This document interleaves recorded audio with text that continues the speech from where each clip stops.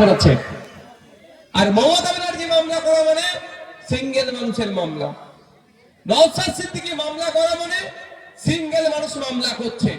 10.5 কোটি মামলার যতটা গুরুত্ব, সিঙ্গেল মানুষের মামলা করার গুরুত্ব কি একই হতে পারে? আপনারা আওয়াজ দেন। তাহলে স্বাভাবিকভাবে স্টেট অফ ওয়েস্ট বেঙ্গল যদি সুপ্রিম কোর্টে গিয়ে মামলা করতে, এর ফিডব্যাক আরো বেশি হতো, ইম্প্যাক্ট বেশি হতো। কিন্তু সব করছে, লাফালাফি করছে, সব করছে, পশ্চিমবাংলা সরকার মামলা করতে যাচ্ছে না। এখানেই বড় রহস্য। চোরদেরকে বাঁচানোর জন্য ইডি সিবিআই না তদন্ত করে, এর হাত থেকে বাঁচার জন্য ডক্টর অনিকেত মাহাতো তার পোস্টিং নিয়ে কলকাতা হাইকোর্ট ডক্টর অনিকেত মাহাতোর পক্ষে রায় দিল। ওই অর্ডারটাকে পছন্দ হয়নি রাজ্য সরকারের, ওই অর্ডারকে চ্যালেঞ্জ করে কোটি কোটি টাকা খরচ করে সুপ্রিম কোর্টে গিয়ে মামলা করছে একটা ডাক্তারের পোস্টিং আটকানোর জন্য।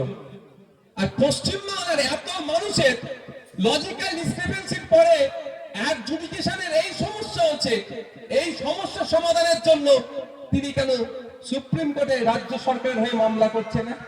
এটা বুঝতে হবে কেন এটা হচ্ছে না। এটা একটা আতঙ্কের পরিবেশ তৈরি করা হবে। আতঙ্কের পরিবেশটা কেন তৈরি করা হবে?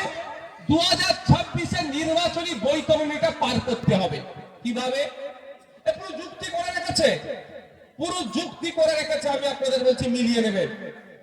2021 সালে বিজেপি তৃণমূল মিলে যুক্তি করেছিল এনআরসি সিএ করে দেশ থেকে তাড়িয়ে দেবো, বলেনি ভাই? ভাঙড়ের মানুষ শুধু এই টপটাকে গেলেনি, রাজ্যের মানুষ কিন্তু এই টপটাকে গেলে নিয়েছিল, তাই না? আজকে ভাঙড়ের মানুষ যে সঠিক তার প্রমাণ রাজ্যের মানুষ দিচ্ছে। ভাঙড়ের মানুষকে নিজের সার্টিফিকেট দিতে লাগবে না, ওই নটোরিয়াস ক্রিমিনালকে মমতা ব্যানার্জি সার্টিফিকেট দেবে, আমরা দেবো না, আমাদের দিতে লাগে না। তাই ভাঙড়ের মানুষের সার্টিফিকেট রাজ্যের মানুষ দিচ্ছে। 2021-এর নির্বাচনের সময় কি হয়েছিল? বিজেপি বলছিল এনআরসি সিএ করে দেশ থেকে তাড়িয়ে দেবে। আপনার আমার বাড়ির লোকেরা ভয় পাচ্ছে, ওরে বাবা এইবারটা কিছু করার নেই, এইবারটা বামেদের আইএসএফকে ভোট দেব না, তৃণমূলকে ভোটটা দিয়ে বিজেপিকে আটকাতে হবে। এই গল্প হয়েছে তো ভাঙড় ছেড়ে সারা রাজ্যে। সুজাপুর, মোথাবাড়ি, ডোমকল, রানীনগর, হরিয়ারপাড়া, পাঁচলা, বেগঙ্গা, আমডাঙ্গা, যেখানেই দেখবেন ভোট সব মাইনরিটি মুসলিম ভোট কিন্তু ম্যাক্সিমাম তৃণমূলের দিকে গিয়েছিল। কেন? সিএ করে দেশ থেকে তাড়িয়ে দেবে বিজেপি বলেছে, আর বিজেপিকে আটকানোর জন্য নাকি তৃণমূল বলছে আমরা থাকতে তাড়াতে দেব না। আর আমি তখন কি বলেছিলাম? অমিত শাহ কেন মোদিজির পূর্বপুরুষের ক্ষমতা নেই কোন একজন ভারতীয়কে দেশ থেকে তাড়াবার, পেরেছে? মালদার একটি ছেলেকে পেল অর্ডার দিয়ে বাংলাদেশের সীমানায় পাঠিয়ে দিয়েছিল পারে, কেউ হই হই করেনি। আমি ওর বাড়ি পৌঁছে গিয়েছিলাম, খোঁজ নিয়ে দেখুন বাড়ি পৌঁছানোর 1 সপ্তাহের মধ্যে বাড়িতে ফিরে এসছে। এটাই হচ্ছে আইএসএফ এর পাওয়ার। পৌঁছে গেছিলাম ওর বাড়িতে। আপনারা বলুন এই 5 বছরে কজনকে দেশ থেকে তাড়িয়েছে সিএনআরসি করে? কিন্তু ভোটটা তো পার করে নিয়েছে। এই নির্বাচনের ভোটটাকে পার করার মূল অস্ত্র থাকবে একটাই, কি সেটা? এসআইআর। দেখেছো নামের নাম বাদ দিয়ে দিচ্ছে।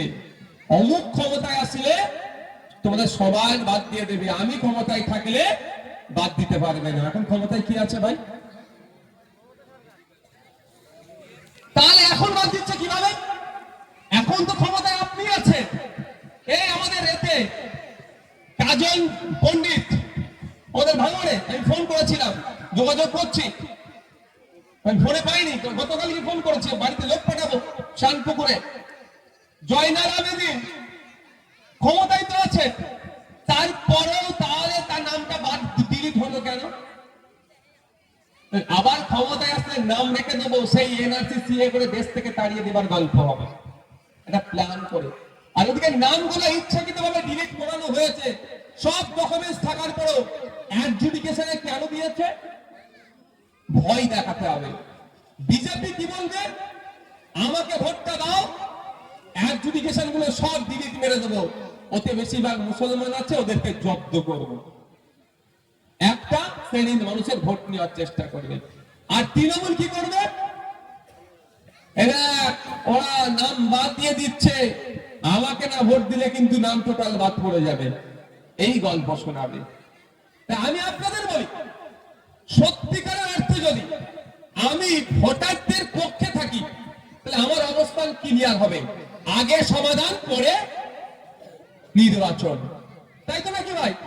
আমি যদি ভোটারদের কথা ভাবি, আমাকে একটা আওয়াজ তুলবো আমরা, আগে সমাধান করো পরে নির্বাচন করা হবে। কারণ ভোটারদের জন্যই তো নির্বাচন।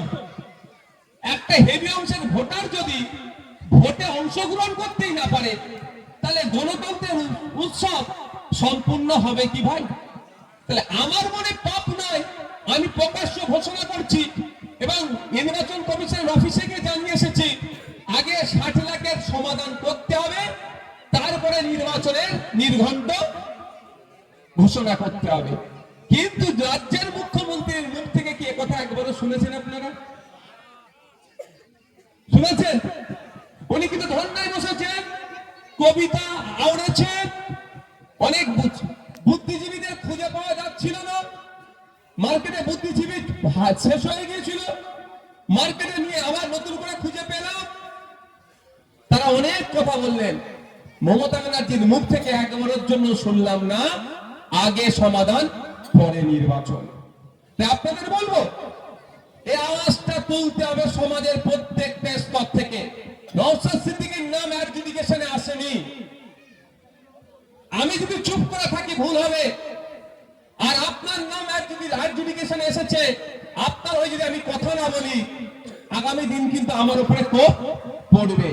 আজকে অ্যাডজুডিকেশনের কোপ আপনার উপরে পড়েছে, কালকে অন্য কিছু কোপ আমার উপরে পড়তে পারে। তাই আপনার অ্যাডজুডিকেশন হয়েছে 60 লাখ নয়, এটা বুকে ব্যথা দিয়েছে 7.5 কোটি ভোটারের। যে 7 কোটি যে ভোটার আছে প্লাস ভোটার আছে, প্রত্যেকটা ভোটারের বুকে ব্যথা দিয়েছে। সুতরাং আওয়াজ গলায় গলা মিলাতে একসাথে থাকবো আমরা, এটাই যতক্ষণ না পর্যন্ত সমাধান হচ্ছে নির্বাচন নির্ঘণ্ট ঘোষণা করা যাবে না। আর যদি নির্বাচনে নির্ঘণ্ট অপদার্থ ব্যর্থ বিজেপি সরকার ইলেকশন কমিশনকে চাপ দিয়ে করায়, তাহলে ভোটাভুটিতে অংশগ্রহণ করা যাবে না যারা জনগণের পক্ষে থাকে। পশ্চিমবাংলার এই মুহূর্তে অফিসিয়ালি সব থেকে বড় রাজনৈতিক দলটার নাম কি?